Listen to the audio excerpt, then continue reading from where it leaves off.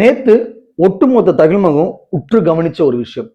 அதிமுக மட்டும் இல்ல, பாஜக மட்டும் இல்ல, எதிர்க்கட்சிகள் மட்டும் இல்ல, திமுக காரங்களே உற்று கவனிச்ச ஒரு விஷயம் என்ன அப்படின்னா, நேத்து திமுகவோட வேட்பாளர் பட்டியல் வெளியிடப்பட்டது. அத ஸ்டாலினோட சஸ்பென்ஸாவே வச்சிருந்தான்னு சொல்லலாம். ஒவ்வொரு தொகுதியிலும் இவரா? இவர் இல்லையா? இவருக்கு வாய்ப்பு கொடுத்திருக்காங்களா? அப்படின்னு ஒவ்வொரு வேட்பாளரும் அறிவிக்க ஷாக்கும் வியப்பையும் ஏற்படுத்தினாரு. முக்கியமா தூக்கி எறியப்பட்ட மிக முக்கியமான ஆளுமைகள் திமுகல இருந்து அப்படின்னே சொல்லலாம்.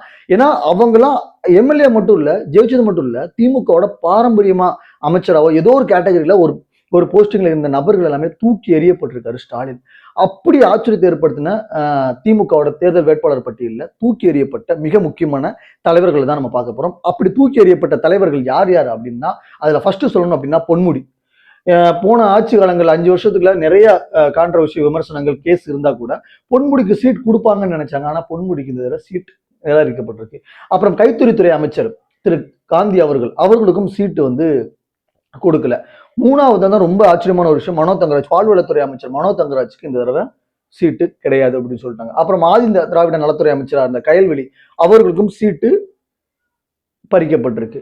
இது போக 18 பெண்களுக்கு முன்னுரிமை அளிக்கப்பட்டிருக்கு. அதுவும் இல்லாம 20க்கு மேற்பட்ட புதுமுகங்களுக்கு வந்து வாய்ப்பளிக்கப்பட்டிருக்கு. ஏன்னா ஸ்டாலின் அறிவிக்கிற அந்த ஒவ்வொரு தொகுதியும் ஒவ்வொரு வேட்பாளருக்கு பேருக்கு பின்னாடி இருக்கிற அவங்களோட போஸ்டிங், ஒரு பிஏவா இருக்கலாம், எம்எல்ஏவா இருக்கலாம், இல்ல இதுக்கு முன்னாடி இருந்த அவங்களோட ஒரு சட்டம் சார்ந்தவங்களா இருக்கலாம், தனி தொகுதியில் அறிவிக்கப்பட்டதா இருக்கலாம். அந்த ஸ்டாலின் அறிவிக்க ஒவ்வொரு தொகுதியிலுமே வந்து வியப்பையும் ஆச்சரியத்தையும் ஏற்படுத்துது. சில தொகுதிகள் நார்மலாவே இவங்க தான் அப்படிங்கிற மாதிரி இருந்தாலும் சில தொகுதிகள் எதிர்பார்க்காத வேட்பாளர்களுக்கு நிறைய பேருக்கு வாய்ப்பு கொடுத்துருக்காங்க. உங்க தொகுதி வேட்பாளர் யார் அப்படிங்கிறத கீழே கமெண்ட் பாக்ஸ்ல கமெண்ட் பண்ணுங்க. இல்ல அவர் ஓகே தான் எங்க தொகுதிக்கு, இல்ல இவரை மாத்திருக்க கூடாதா அப்படிங்கிற மாதிரி இருந்தாலும் கீழே கமெண்ட் பாக்ஸ்ல கமெண்ட் பண்ணுங்க. Thank you so much.